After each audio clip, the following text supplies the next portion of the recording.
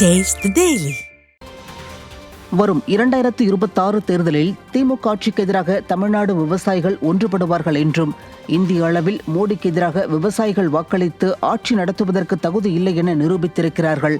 அதே நிலை திமுகவிற்கும் ஏற்படும் என்றும் தமிழ்நாடு காவிரி விவசாயிகள் சங்க பொதுச் செயலாளர் PR பாண்டியன் தெரிவித்திருக்கிறார்.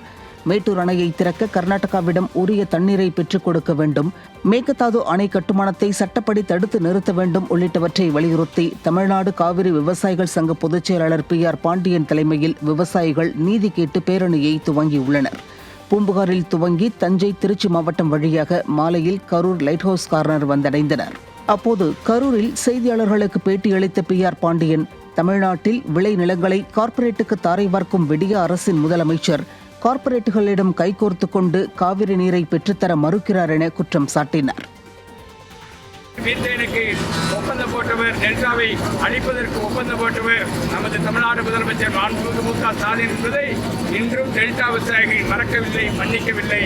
எனவே மீண்டும் இந்த நிலைக்கு தள்ளப்படுமையானால் வருகிற 2026 தேர்தலில் திமுக ஆட்சிக்கு எதிராக இன்றைக்கு தமிழ்நாடு விவசாயிகள் ஒன்றுபடுவார்கள். எப்படி இந்திய அளவில் மோடிக்கு எதிராக ஒன்றுபட்டு விவசாயிகள் வாக்களித்து அவருக்கு ஆட்சி நடத்துவதற்கு தகுதியில்லை என்று நிரூபித்திருக்கிறார்களோ அதே நிலை. நீட் தேர்வு குளறுபடி மற்றும் முறைகேடு தொடர்பான வழக்கு ஜூலை 8ஆம் தேதிக்கு ஒத்திவைக்கப்பட்டுள்ளது. நடப்பாண்டுக்கான நீட் தேர்வு கடந்த மாதம் 5ஆம் தேதி முடிவடைந்த நிலையில் வினாத்தாள் கசிந்ததாகவும் கருணை மதிப்பெண் என்ற பெயரில் தேசிய தேர்வு முகமை மாணவர்களுக்கு சரியான மதிப்பெண்களை வழங்காமல் முறைகேடான மதிப்பெண்களை வழங்கியுள்ளதாகவும் மனுவில் தெரிவிக்கப்பட்டது. இதனைத் தொடர்ந்து நீதிபதிகள் மனு தொடர்பாக பதிலளிக்க தேசிய தேர்வு முகமைக்கு நோட்டீஸ் அனுப்பியுள்ளனர். மேலும் கலந்தாய்வுக்கு தடை விதிக்க கோரிய கோரிக்கை நிராகரிக்கப்பட்ட நிலையில் விசாரணை ஜூலை 8ஆம் தேதிக்கு ஒத்திவைக்கப்பட்டுள்ளது. 15வது ஊதிய ஒப்பந்த பேச்சுவார்த்தையை தொடங்க வேண்டும், போதிய பணியாளர்களை நியமனம் செய்ய வேண்டும் என்பன உள்ளிட்ட 11 அம்ச கோரிக்கையை வலியுறுத்தி தமிழகம் முழுவதும் அரசாங்க போக்குவரத்து ஊழியர் சங்கத்தினர் ஆர்ப்பாட்டத்தில் ஈடுபட்டனர்.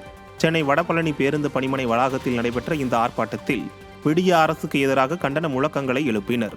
அப்போது நியூஸ் ஜே செய்திகளுக்கு பேட்டியளித்த அரசாங்க போக்குவரத்து ஊழியர் சங்கத்தின் பொதுச் செயலாளர் சிவா, தமிழக போக்குவரத்து துறையில் கடந்த சில மாதங்களாக பேருந்துகளின் எண்ணிக்கை பல மடங்கு குறைந்துவிட்டதாக குற்றம் சாட்டினார்.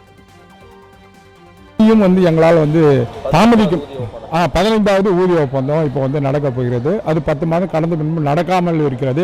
அந்த ஊதிய ஒப்பந்த பேச்சுவார்த்தையை உடனே துவங்கி உடனே முடிக்க வேண்டும் என்பது எங்களுடைய கோரிக்கை. அது மட்டும் இல்லாமல் ஓய்வு பெற்ற தொழிலாளர்களின் 104 மாத DA உயர்வு 100 நாள்களில் வழங்குவேன் என்று முதலமைச்சர் வாக்குறுதி கொடுத்தார்.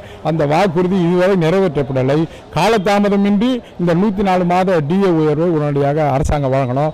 அதே போல பஸ்ஸை தனியாருக்கு கொடுப்பதற்காக அரசாங்கம் அந்த நடவடிக்கை எடுப்பதாக செய்திகள் வருகிறது. அந்த நடவடிக்கை அரசாங்கம் கைவிட வேண்டும். பஸ் முழுக்க போக்குவரத்து கழகங்கள் ஒப்படைக்க வேண்டும். அந்த போக்குவரத்து கழக தொழிலாளர்களே நாங்கள் இயக்குவதற்குண்டான நடவடிக்கை எடுக்கிறோம்.